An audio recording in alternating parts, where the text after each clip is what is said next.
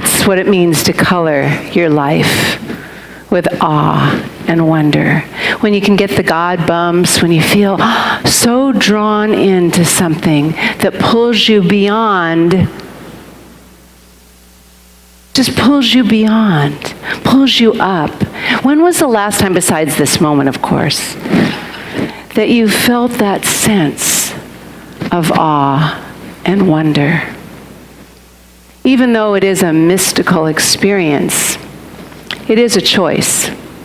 We can wake up in the morning and go, "Oh God, how great thou art." Can you feel yourself just open up to the wonder of the world at that time? But you know those mornings where we go, "Is it morning?" You know, we get to decide how we wake up. And I want to tell you something. The world, the universe, spirit, God, whatever it is you want to feel, the name you want to put what we feel to pull us into something greater, is always giving us messages about how to be pulled into a higher realm of thinking. Always. You know, I'll just be honest. I was a little cranky this week.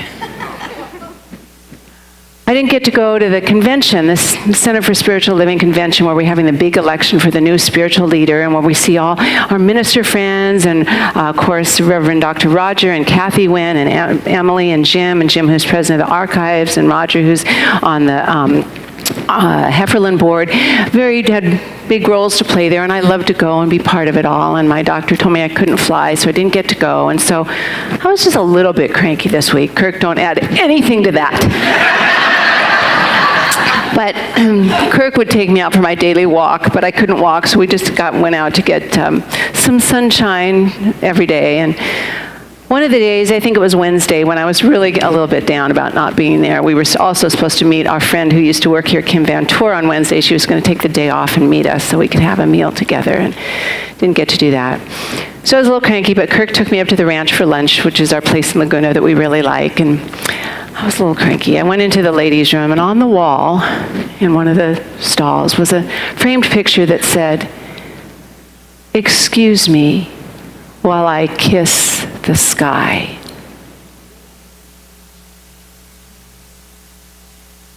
Jimi Hendrix.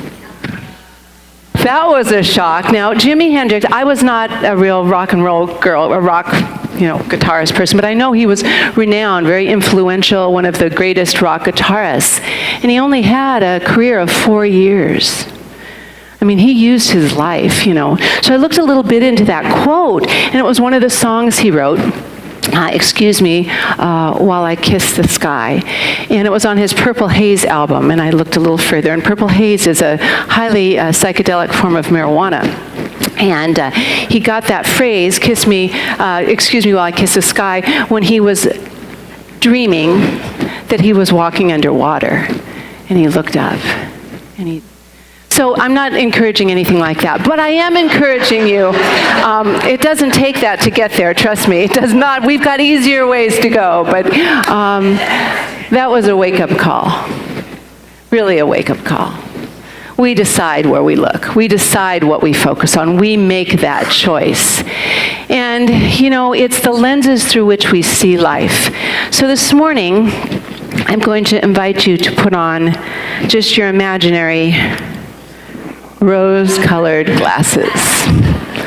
These were a gift from Ariel Ford when she was here, because she talks a lot about looking at relationships through rose-colored glasses, and it will help your relationship greatly. But it helps life greatly too. You see, rose-colored glasses to me aren't a way of bypassing everything that's going on in the world, because there's a lot of stuff going on in the world. But it's about having an optimistic view of life. It's about looking at things knowing that no matter what is going on, there's goodness and love and possibility infused in it all. And if we forget that, we have to clean those lenses so we can see something greater, so we can accept all the parts of life. Wholehearted living means you're living in the wholeness of life, but whatever experience or opportunity or gift that's presented to you in the moment, you recognize it as that. It's a message and a gift for me to learn, to grow, to become.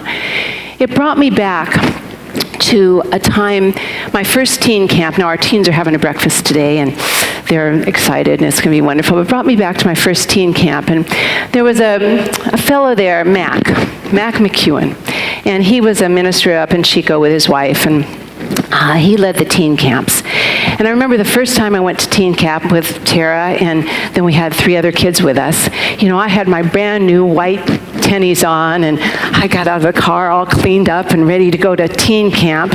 And Mac comes up, and I said, oh, and he introduced himself. I said, hi, Mac, I'm so-and-so. And he took the dirt and pushed it on my white tennies. And he said, welcome to camp. And I knew exactly what he meant. And I remember saying, thank you, Mac. And we became good friends. He was putting life in perspective. It wasn't anything mean or unkind. It was like, we're here at camp. Life gets messy. We have families at camps. Kids break down. Advisors break down. We break open. But it's about the whole thing. And so that was the picture that I was brought to remember. Excuse me while I kiss the sky. Even if my shoes are dirty, kiss the sky. It's about just having a greater perspective. So if we think about it, and thank you, Reverend Sage, for that beautiful introduction to Wonder by John O'Donohue. That's so beautiful. That was another awe and wonder-inspiring moment.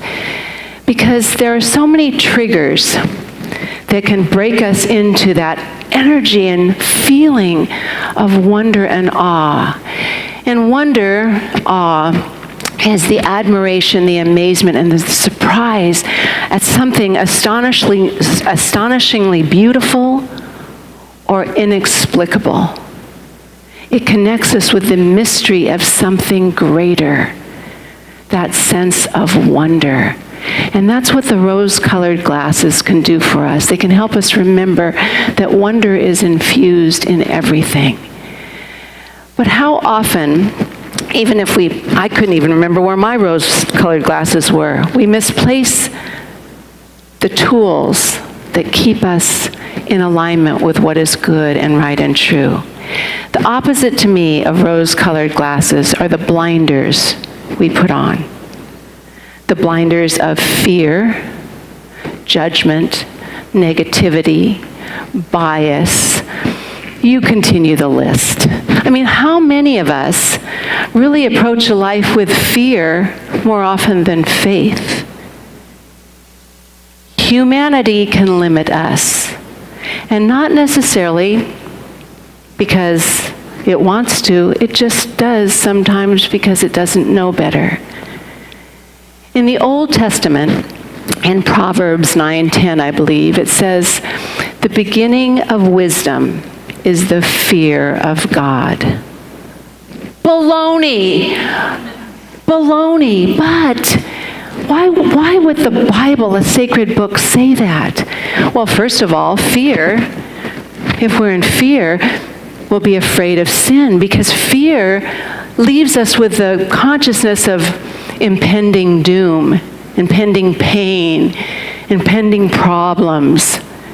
And so fear, although it was meant to keep us away from sinning, I don't think it worked too well, but that was the idea, actually shrinks us. But when you look closer at the time, the Hebrew word yirah, Y-I-R-A-H, has 2 meanings. It has fear and awe.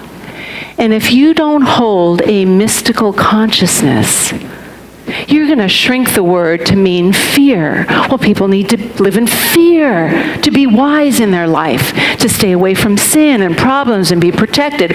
Wrong. We need the awe and wonder to reach for something more and know something greater is going on. Do you agree with me? The answer is yes, you do. But yes, we need that awe and wonder to be stretched into something greater and something more. So we have to find the tools and practices that keep us in the habit of looking for the wonderful things. Now, I don't know how many of you know or have listened to Brené Brown. I would love to meet her. I have a lot of her books. I think she's an amazing woman because she's so real and so funny, and she's just so smart and all those things. I heard her talk about her specialty is shame and vulnerability and how important it is to get over shame and to live and be able to be vulnerable in life. But she talked about how important it is to bless the ordinary moments. She's done a lot of work with people who've had great loss in their life. Great loss in all spectrums of life. And she said that when she talked with them, their memory would hold the most precious things to be the ordinary moments. The ordinary things. The little things that you remember that were so special in life. So Kirk took me out for another outing, and we went to Sinopolis. And I'll recommend movies to you that I think are really good. This one may or may not be a movie for you. We absolutely loved it, but I went to Sinopolis so my leg could be up, and we saw The Call of the Wild. And we're pretty much suckers for animals and kind people and the power of the human spirit. And one of my favorite ordinary moments with Kirk is we're always at the end of these movies and we're crying and we have one Kleenex and tear it apart. We're wiping our eyes together. We don't have to say a word. Don't have to say a word because we get it. We just kind of give our hands a little squeeze, take our little wet Kleenexes and leave. But those are the ordinary moments that I'm talking about. Just the little things that connect us as human beings.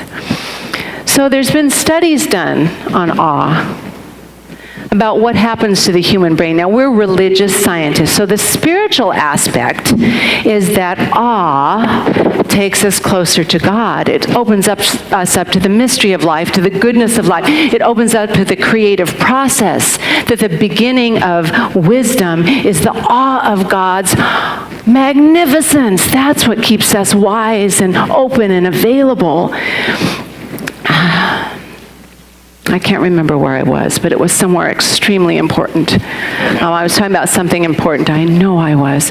So, little things. Yeah, I finished that, and I don't know where I was going from there. But what else is new? I guess I'll have to see what some notes say. I'll just tell you another story, because I don't remember where I was going. But anyway, so another miraculous thing that happened this week is, when you're sitting there with your leg up for 5 days, it's like, okay, I can only watch so much television. And I said, okay, I got an old book that I had, a notebook. It was really faded blue notebook, that it was a recipe book, a book of recipes, a notebook filled with recipes I'd had for, God, Kirk, how many years?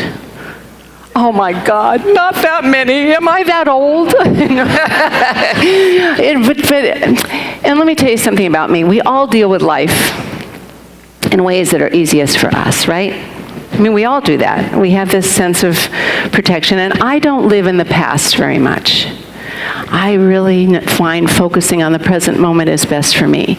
Sometimes going to the past, sometimes doesn't work. But I thought, okay, this is just an old book of recipes. Well, I opened it up, and memories just flew out because it was from my teaching days. And of course, teachers always share recipes. Of course, computers weren't big then, so it was typewritten recipes or handwritten recipes. There was even one recipe, Kirk, I haven't showed you yet, that was for a shrimp dip. And I forgot you didn't like shrimp back then too, and it gave all the ingredients and said, then add, without Kirk present, shrimp. So it just brought back all of these memories that were so beautiful, family parties and holidays. But a piece of paper fell out also, an old piece of paper that made me realize how long that I've been in this spiritual training and teaching. And it says, a miracle is a change in consciousness. And I thought, wow, that fits so beautifully for this week. A miracle is a change in consciousness. How we can change things. I would probably change it now because it was a big piece of paper and I meant to bring it, but it's upstairs, I think. A miracle is a changed consciousness. It was on a 8 by 11, well, that's more than 8 by 11, but an 8 by 11 piece of paper. I would put, a miracle is an expanded consciousness. That's what I'd write right now. But Albert Einstein said you can either look at life in two ways, only two ways, that everything's a miracle or nothing is a miracle. What do you choose? From this moment on, I'm going to choose everything's a miracle. Yeah, because we decide, we choose how we're going to look at life, if life is a miracle or not. Now, if you're thinking, well, how do I keep this attitude of awe and wonder? How do I color life when awe and wonder, when I just don't have the energy? I don't have the consciousness, the ability to get there. We start with an attitude of gratitude. We can all think of something to be grateful for. Now, I'm just going to tell you a few things. Howard Thurman, who's a beautiful theologian, worked with Martin Luther King, civil rights activist. He said, all around us, there are surprises of kindly interference, manifesting the grace of life and the tenderness of God. Thus our hearts are wooed into thanksgiving and praise for what has been given to us. So we can just start the day going, what has been given to me today? And look around and see there's goodness there to give praise to. The Jewish tradition is always about praising God. I mean, how many of you have practiced this psalm? This is the day the Lord has made. Rejoice and be glad in it. This is a day that God, the Lord, has made. Rejoice and be glad in it. Boy, that filled with praise and gratitude. Jesus, he thanked God before he prayed or commanded the law to work. Because why would he do that? Because he knew it was going to work. His faith was so strong that he praised God first, said, thank you, God, and then commanded the law to turn water into wine, to raise the sick from the dead, raise the dead, whatever he did. Those, from this to this, whatever that is. Anyway, so he did all those things, did all that, and here's what Ernest Holmes says. He said, all creation responds to praise. Just think about little animals. They respond to praise. We increase whatever we praise. An attitude of gratitude is essential. Meister Eckhart, if thank you is the only prayer you ever say, it is enough. So I'm just going to invite us to leap into enthusiastic gratitude for just being alive. Just being alive. Just leap into that understanding and consciousness that we are here and how grateful we are to be alive. Awe and wonder have to be kept alive, as I said. It doesn't just happen. We have to choose where we're looking. We have to keep that one hand raised to something greater than we are and bring it down to earth. But I want to tell you one thing before we do our prayer wall. Science has studied what awe does to the human being, to the body, and it actually changes our brain. When they did studies of people that looked at pictures of awe and wonder, and what they noticed is there's a part of our brain called the DMN, default mode something, and it's the biggest part of our brain, but it's kind of internal. It's not the outer parts that we do more when we're living in the outer world. And when we are in a state of awe and wonder, it moves to that part of the brain where all parts of the brain, that big part in the middle, works together, and it expands us to know we're part of something greater. It expands us to know not only are we part of something greater, we belong to each other. It expands us to be in the present moment, fully focused and attentive, and to be humble and grateful. So I want you to feel that right now. And if you could believe without question that life is inherently good, that awe and wonder are ever present for us, calling us into a greater experience, if you could believe that, if you could believe that the beginning of wisdom is to live in that place of awe, and the beginning of wisdom is the beginning of all creative inspiration, what would you need right now? What idea, what old belief, what thought do you have to let go of? Could be fear. It could be judgment. Could be negativity. What is it you need to let go of? Or what do you, if you're feeling not quite good enough to accept all the glory of goodness that there is, what do you need to hold on to? I am worthy. I am grateful. I am accepting. I know there's something greater going on. I want you to think of what you need to either release or grab onto or become so you can be open to the awe and wonder that's ever present, that is who you are and what's all around us. I'm going to ask our ministers and our practitioners, and please start in the middle and move out this way so we have a nice line, to come forward holding the beautiful altar of love, the altar of truth, the concept of understanding, the concept of love. And I'm going to invite us, as we know, God is all there is. That energy is all there is, and that energy is good. And we are one with God. Those are the first two steps of prayer. That's what we need, the container for all of it. And when you come forward, I simply want you to say, I let go of my fear, or I embrace my worthiness, whatever you want to say to put you in that place so you can accept this beauty of life with an attitude of gratitude. And I invite you forward now as we just hold this, our time, right now. And as our prayer wall closes up, I'm just going to give you a quote from Rabbi Heschel, a beautiful Jewish mystical professor, Jewish mystic professor, and a beautiful man who lived in the consciousness of awe and wonder. He said, our goal in life should be to live in radical amazement, to not take anything about life casually, but to live spiritually amazed all the time.